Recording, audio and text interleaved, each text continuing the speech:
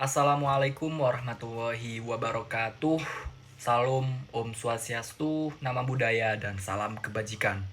Saya Raffidan Sajid Aisar dengan NIM 2025 10 11 01 10 266 Universitas Muhammadiyah Malang, Fakultas Hukum, Prodi Hukum, kelas F. Pada kesempatan kali ini, saya akan menjelaskan tentang teori konstitusi. Berikut videonya, tonton sampai habis ya. Oke, baik. Pertama, saya akan menjelaskan tentang pengertian dan kedudukan konstitusi. Konstitusi secara umum didefinisikan sebagai hukum dasar tertinggi suatu negara, baik tertulis maupun tidak tertulis, yang mengatur pembentukan, pembagian, dan pelaksanaan kekuasaan negara, serta menjamin hak-hak asasi warga negaranya. Konstitusi berkedudukan sebagai sumber hukum utama atau tertinggi dan merupakan bingkai normatif bagi seluruh peraturan perundang-undangan di bawahnya. Tanpa adanya konstitusi, sebuah negara tidak dapat dikatakan sebagai Rechtsstaat atau negara hukum yang sah. Yang kedua, konstitusionalisme dan pembatasan kekuasaan. Inti dari konstitusionalisme adalah gagasan bahwa kekuasaan negara harus dibatasi dan diatur secara hukum. Teori ini menolak kekuasaan absolut dan mengendaki adanya mekanisme kontrol.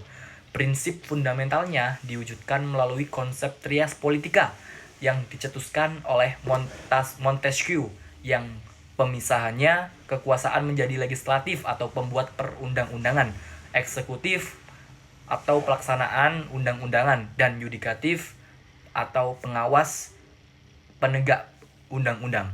Konstitusi adalah dokumen yang secara eksplisit mengatur pembagian kekuasaan ini.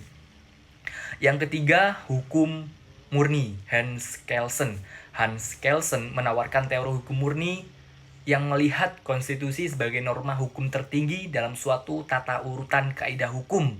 Menurut Kelsen, konstitusi adalah dasar normatif yang memberikan legitimasi pada semua peraturan di bawahnya. Keberadaan konstitusi tidak didasarkan pada moral atau politik, melainkan pada validitas hukumnya sendiri.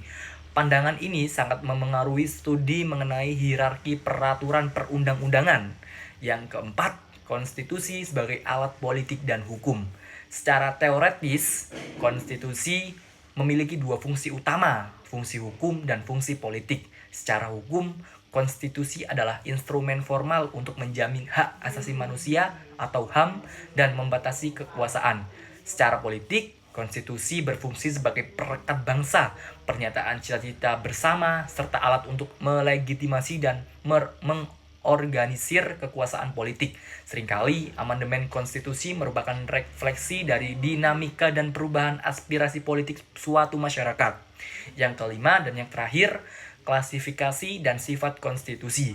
Konstitusi dapat diklasifikasikan berdasarkan berbagai kriteria, misalnya konstitusi tertulis seperti UUD 1945, dan tidak tertulis atau konvensi. Berdasarkan sifatnya, ada konstitusi fleksibel atau mudah diubah, dan konstitusi rigid sulit diubah.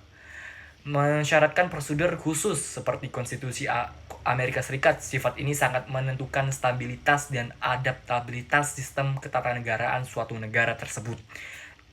Teman-teman, kesimpulannya adalah teori konstitusi adalah fondasi ilmu negara yang menjelaskan mengapa dan bagaimana kekuasaan negara diatur, dibatasi, dan dilegitimasi. Mulai dari konsep kontrak sosial yang menjamin hak individu, konstitusionalisme yang mengamanatkan pemisahan kekuasaan, hingga pandangan Kelsen yang menempatkannya sebagai norma tertinggi atau peraturan tertinggi.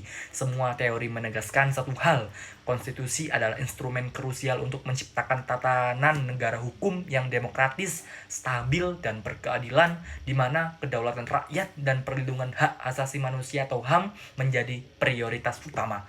Itu saja yang bisa saya sampaikan, kurang lebihnya mohon maaf. Wassalamualaikum warahmatullahi wabarakatuh.